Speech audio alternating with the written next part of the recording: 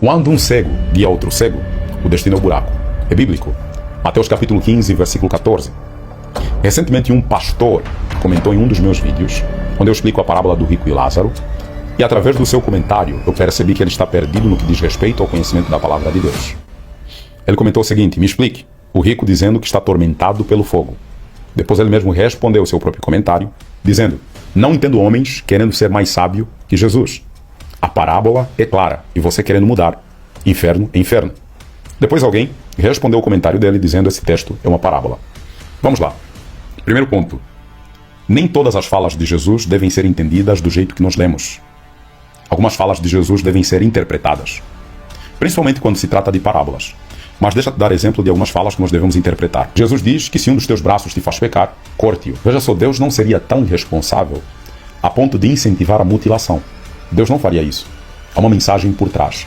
E você deve interpretar. Jesus está dizendo que se alguma coisa te afasta da vida eterna, se desliga daquilo. Uma outra fala de Jesus: se alguém te dar um tapa, dê o outro lado, mostre a outra face. Jesus não está te incentivando a ser um saco de pancadas. Jesus está dizendo: olha, se alguém te fizer o mal, mostre o bem. Apresente a outra face. Algumas falas de Jesus precisam ser interpretadas, não entendidas do jeito que nós lemos. E quando se trata de parábolas, não é diferente. O que são parábolas? Parábolas são narrativas, geralmente curtas, fictícias e nem sempre realistas. Por exemplo, se você vai em Juízes, capítulo 9, do versículo 8 ao versículo 15, você vai encontrar uma parábola onde aparecem árvores falando, árvores indo ungir um rei.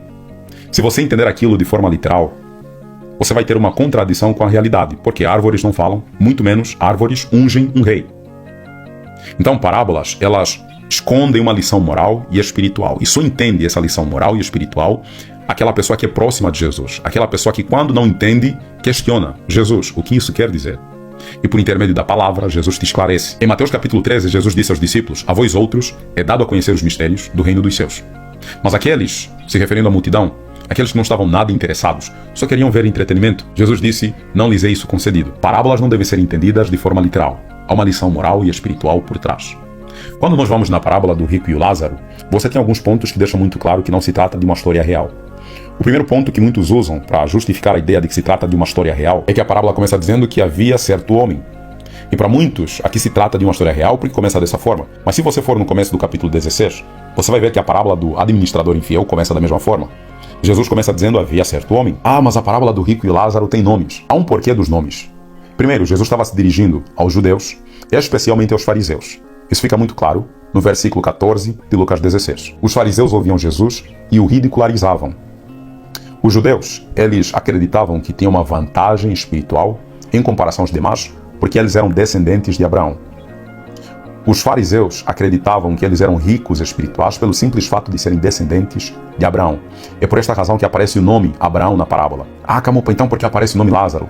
Justamente porque um tempo depois, um homem chamado Lázaro, que não é o mesmo homem da parábola, morre e é ressuscitado por Jesus. Então se cumpre aquilo que Jesus falou no final da parábola: se não ouvem a Moisés e os profetas, que é uma referência, uma expressão para se referir às escrituras, não se deixarão persuadir, nem que ressuscite alguém dentre os mortos. Dito e feito, Lázaro ressuscitou. Ao invés de crer em Jesus, buscaram matar tanto Lázaro quanto Jesus. Jesus ressuscitou e aqueles que negavam a sua mensagem continuaram negando. Um outro ponto bastante curioso que colocaria a Bíblia em contradição é que o mendigo morre e ele é levado pelos anjos para o seio de Abraão. Um ponto muito importante que vamos falar mais tarde. O rico morre, ele é sepultado e nas próximas cenas ele aparece no inferno. De acordo com a Bíblia, quando é que vai acontecer a separação do trigo e do joio? Mateus 25, do versículo 31 ao versículo 33, diz que essa separação vai acontecer na consumação do século.